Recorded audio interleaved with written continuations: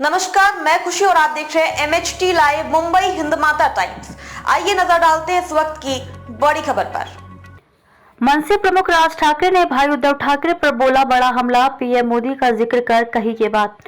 महाराष्ट्र में लोकसभा चुनाव को लेकर सियासी हलचल तेज है। इसी बीच शनिवार को महाराष्ट्र नवनिर्माण सेना MNS प्रमुख राज ठाकरे ने रत्नागिरी सिंधुदुर्ग लोकसभा क्षेत्र में बीजेपी के उम्मीदवार केंद्रीय मंत्री नारायण राणे के पक्ष में एक रैली को संबोधित किया।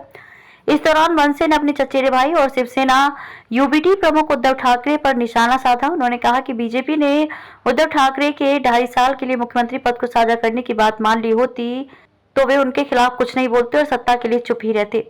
नोटबंदी और मूर्तियों पर खर्च आज भी स्वीकार नहीं। मनसे प्रमुख राज ठाकरे ने कहा कि उद्धव ठाकरे ने कल कहा कि कोंकण का कारोबार गुजरात जा रहा है। आप 2014 से 2019 तक उनके साथ रहे, तब आपने विरोध क्यों नहीं किया? क्या ऐसी कोई जानकारी नहीं है जो कहती हो कि कोंकण में प्रोजेक्ट आया तो धमाका हो जाएगा? परमाणु अनुसंधान केंद्र मुंबई में स्थित है। मनसे चीफ ने आगे कहा, मैं सीधा चलने वाला हूं। ठाकरे को अनुवांशिक समस्या है। अगर मैं किसी बात से सहमत हूं तो मैं सहमत हूं, यदि मैं नहीं मानूंगा तो अंत तक नहीं मानूंगा। मैंने 2019 के विधानसभा चुनाव में सार्वजनिक रूप से मोदी का विरोध किया था। कुछ बातों पर आज भी सहमति नहीं है। हमें इस बारे में खुला रहना होगा। ये बातें नहीं मानी और ये बातें मान ली। नोटबंदी और मूर्तियों पर खर्च जैसी कई चीजें आज भी स्वीकार नहीं है। धारा 370 हटने के बाद बधाई देने वालों में मैं सबसे पहले था। राज ठाकरे ने आगे कहा कि मैंने उन चीजों का सार्वजनिक प्रशंसक हूं जो काम करती हैं। मुझे कब से राजनीति की समझ आ गई या हास्य की समझ आ गई, तब से मैं देखता और पढ़ता आ रहा हूं।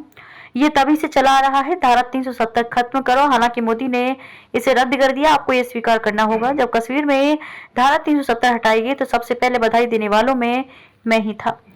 नरेंद्र मोदी की सरकार के कारण राम मंदिर बना। राज ठाकरे ने कहा कि जब बाबरी मस्जिद का विषय आया, देश भर से कार सेवक अयोध्या गए।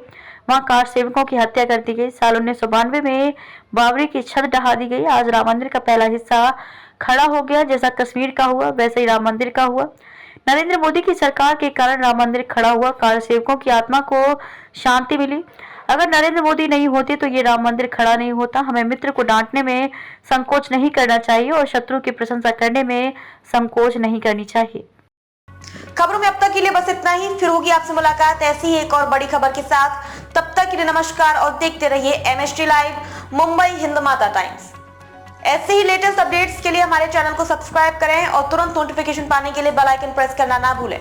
और अगर आप हमें फेसबुक के माध्यम से देख रहे हैं तो हमारे पेज को फॉलो जरूर करें। धन्यवाद।